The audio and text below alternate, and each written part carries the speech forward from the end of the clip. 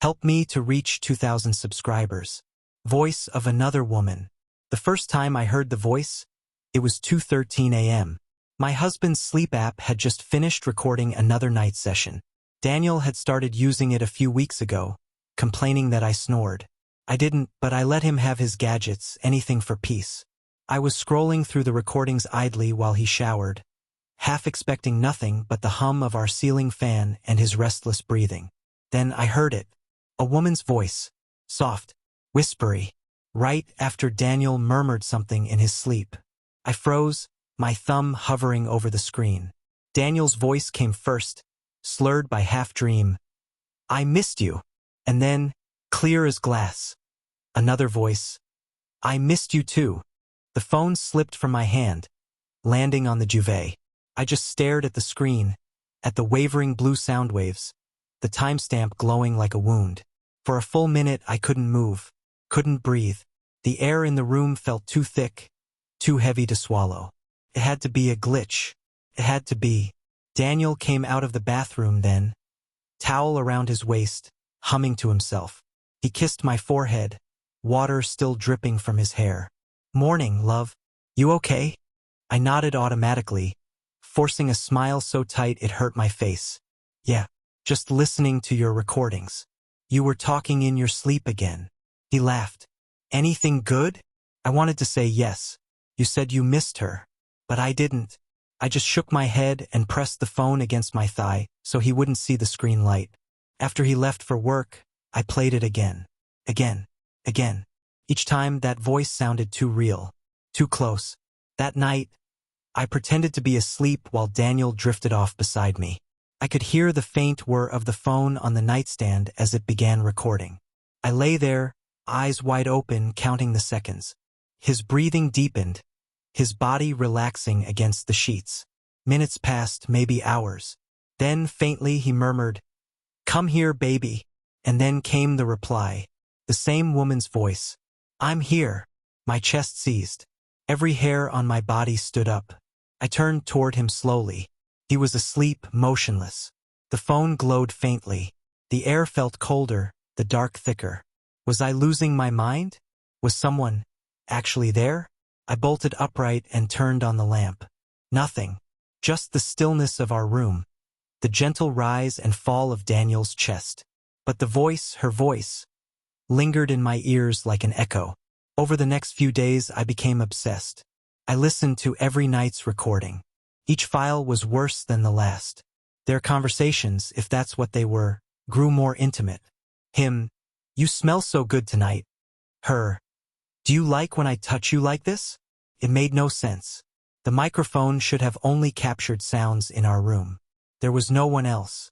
No sign of intrusion. Unless I started searching online. Sleep app records ghost voice. Paranormal sleep talking. Hacked sleep recordings. Some said it was an echo. Others said interference from another device. But deep down, I didn't believe it. This wasn't random noise. This was personal. Familiar. Because the more I listened, the more I realized. I knew that voice. It hit me on a Wednesday afternoon, while I was folding laundry. Daniel's phone buzzed on the counter. A message flashed across the screen before it faded. "Emily, don't forget our call tonight." Emily, his coworker. The one he swore was like a sister. My heart thudded. I checked the app again, scrolling to the newest file. My fingers trembled so hard I almost dropped the phone. There it was. Another recording. Same timestamp as the message. "Daniel, I wish you were here." "Emily, you know I always am." I felt my stomach turn. My vision blurred at the edges. He hadn't been dreaming. They'd been talking on the phone, while I slept beside him. That night I waited. I acted normal through dinner, nodding through his stories about work, pretending not to notice how often his phone buzzed. When he went to bed, I stayed in the kitchen, lights dim, listening. At 1:47 a.m., I heard the faintest murmur from the bedroom. I crept down the hallway, my bare feet silent on the floor.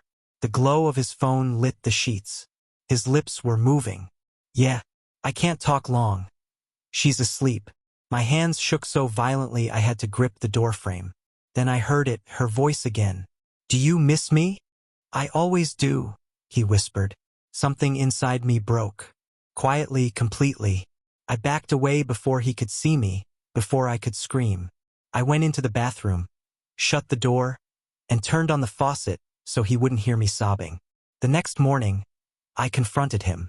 I set his phone down in front of him, the screen already open to the recording. "Play it." He frowned. "What's this about?" "Just play it, Daniel." He did. His face drained of color within seconds. When the woman's voice came through, he looked up, eyes wide, guilty, desperate. "It's not what you think." I laughed bitterly. "Really?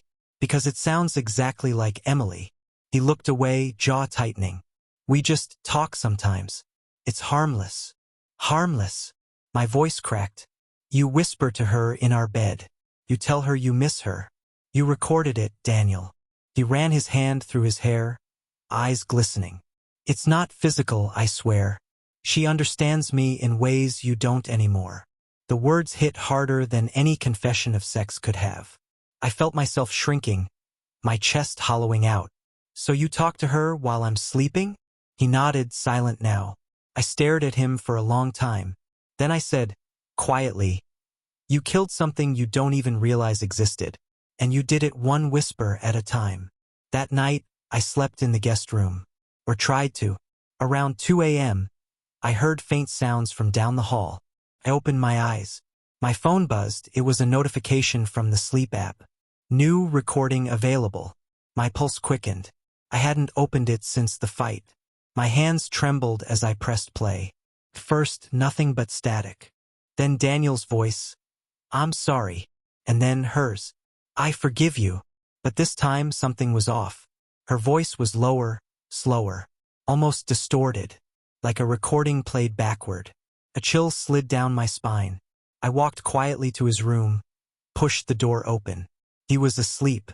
His phone was on his chest, the screen still glowing faintly. But the app was closed. And from somewhere, impossible to say where, I heard it again. A whisper. Not from the phone this time. From the room itself. "I'm here." Daniel stirred, mumbling, "Emily?" The voice giggled softly. "Always." I stood frozen in the doorway, my breath caught somewhere between terror and disbelief. Then Daniel's hand lifted, reaching into the darkness. I didn't wait to see what he touched. I turned and walked out of the house barefoot, into the cold night air, leaving him and the echo of that woman's voice behind. I never went back. But sometimes, when I can't sleep, I swear I hear a whisper beside me. Faint. Familiar. "I missed you."